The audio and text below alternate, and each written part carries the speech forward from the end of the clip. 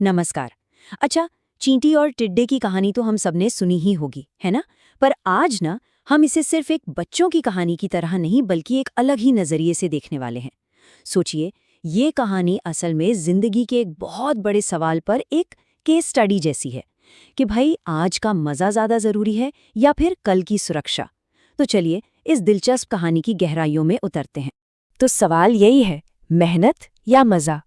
क्या हमें बस आज में जीना चाहिए, आज का मज़ा लेना चाहिए, या फिर आने वाले कल के लिए तैयारी करनी चाहिए? और ये कोई छोटा-मोटा सवाल नहीं है, है ना?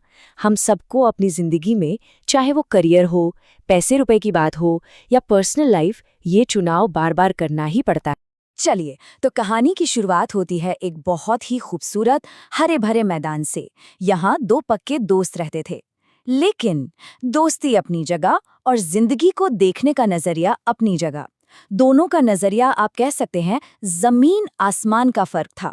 वो चल तो एक ही मैदान में रह रहे थे, लेकिन उनके रास्ते बिल्कुल अलग थे और मंजिलें भी। तो आइए मिलते हैं हमारे इन दो किरदारों से। एक तरफ है चिंकी चींटी, जैसा नाम से ही लग रहा है वो बहुत मेहनती है, हमेशा फ्यूचर की प्लानिंग करती है। और दूसरी तरफ है गुड्डू टिड्डा, एकदम मस्त मौला। उसका तो एक ही फलसफा था, अरे भाई आज में जियो, कल की कल देखेंगे। तो सोचिए, गर्मियों के वो मस्त दिन थे, सूरज चमक रहा है, चारों तरफ खाने पीने की कोई कमी नहीं। और जानते हैं, ऐसे ही अच्छे मौसम में इन दोनों दोस्तों का फर्क सबसे साफ नजर आया। एक तरफ चिंकी पसीना बहा रही थी, अपने कल को सुरक्षित करने में लगी थी, और दूसरी तरफ गुड्डू बस धूप सेक रहा था और अपनी धुन में मगन था। चिंकी के लिए न हर दिन एक मिशन की तरह था, सूरज उगने से पहले उठना और सर्दियों के लिए एक एक दाना, जी हाँ, एक एक दाना इकट्ठा करना। उसकी सोच बिल्कुल साफ थी, आज जो मेहनत करूंगी वो कल मुश्किल दिनों में काम आएगी। वो जानती थी कि ये अच्छे दिन हमेशा नहीं रहने वाले। और गुड्डू, अरे उसका तो फलसफा ही कुछ और था। जिस वक्त चिंकी जी तोड़ मेहनत कर रही होती थी, उस वक्त गुड्डू किसी पत्ते पर आराम से लेटा अपनी बांसुरी बजा रहा होता था। उसके लिए तो जिंदगी का मतलब ही था जश्न मनाना, कल की चिंता में आज को क्यों बर्बाद करना है कि नहीं। तो एक दिन चिंकी से रहा नहीं गया, उसने गुड्डू को टोका, उसे समझाने की कोशिश की। अरे गुड्डू, सर्दियां आने वाली है। पर गुड्डू वो तो बस जोर से हंस पड़ा। उसे लगा कि बेचारी चिंकी को तो जिंदगी का असली मजा लेना ही नहीं आता, और बस उसने चिंकी की इतनी समझदारी वाली सलाह को हंसी में उड़ा दिया। लेकिन देखिए, वक्त तो किसी के लिए नहीं रुकता, है ना? वो सुनहरी गर्मियां देखते ही देखते पतझड़ में बदल गईं, और फिर अचानक से कड़ाके की सर्दियों ने दरवाजे पर दस्तक दे दी। अब हवा में वो गर्मी नहीं, बल्कि एक चुभने वाली ठंडक थी। सब कुछ बदल रहा था, और गुड्डू के मजे भरे दिन भी अब खत्म होने वाले थे। और बस यहीं से कहानी एक बहुत सीरियस मोड़ ले लेती है, क्योंकि सर्दियां अपने साथ सिर्फ ठंड लेकर नहीं आईं, वो अपने साथ एक कड़वी सच्चाई भी लाई थी। अब वक्त था हिसाब का, उन फैसलों का जो गर्मियों में लिए गए थे।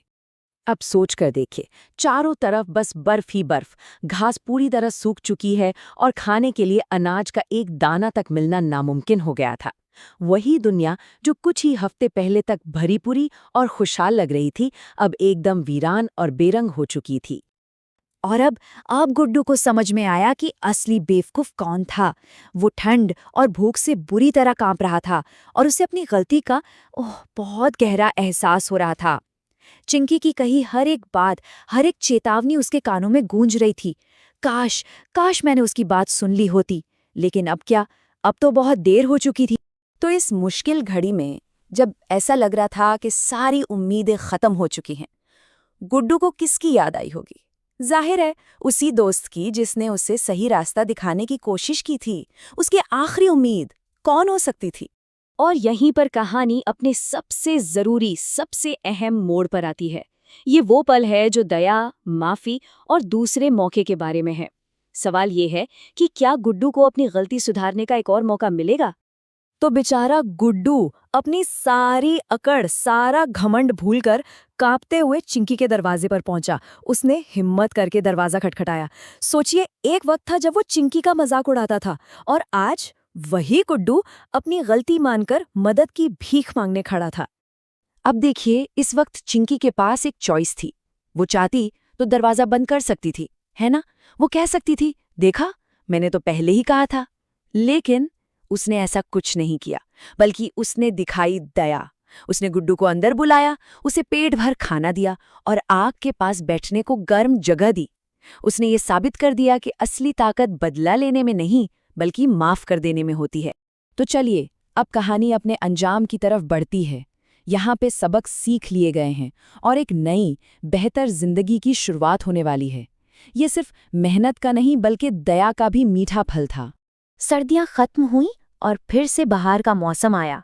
लेकिन पता है क्या, इस बार गुड्डू वो पहले वाला लापरवाह टिड्डा नहीं था। नहीं, बिल्कुल नहीं, वो बदल चुका था। अब वो मेहनत की कीमत समझ गया था। वो रोज चिंकी के साथ मिलकर काम करता और हाँ, गाना अब भी गाता था। लेकिन अपना काम खत्म करने के बाद उसने जिंदगी में काम और मजे के बीच एक बैलेंस बनाना सीख लिया था। तो आखिर में इस पूरी कहानी से हमें क्या सीख मिलती है? पहली और सबसे जरूरी बात, आने वाले कल की तैयारी आज ही करनी पड़ती है। दूसरी बात, आलस और चीजों को टालने की आदत हमेशा मुसीबत में डालती है। तीसरी, भविष्य के लिए प्लानिंग करना समझदारी है। और शायद सबसे बड़ी सीख कि गलतियों से सीखकर जिंदगी को एक नया मौका, एक नई दिशा हमेशा दी जा सकती है। तो ये कहानी खत्म होती है एक सवाल के साथ, जो हम सबको खुद से पूछना चाहिए। अपनी जिंदगी में हम कौन हैं? क्या हम चिंकी हैं जो हमेशा भविष्य के लिए मेहनत करती है, या हम गुड्डू हैं जो बस आज में जीता है? या फिर जैसा कि शायद हम में से ज्यादातर लोग हैं, हम इन दोनों के बीच कहीं एक सही बैलेंस, एक सही संतुलन ढूंढने की